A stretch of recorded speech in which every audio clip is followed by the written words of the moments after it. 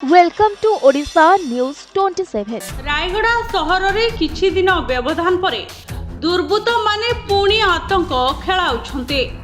रायगड़ा सहर रे बाइक चोरी, घरे चाबी भांगी चोरी, बाइक डिक्की भांगी चोरी करथुआ बेले आज बैंक कॉलोनी रे भोर प्राय 5टा समय एक महिला मॉर्निंग वॉक रे जाउथुआ बेले धारुआ अस्त्र देखाई महिला ठारू सुना चेन लुटि नैथिले दुर्बृत्त।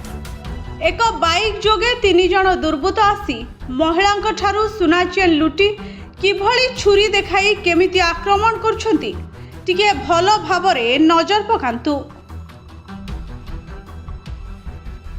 एही घटनाटी सीसीटीवी रे कैद होइथिला।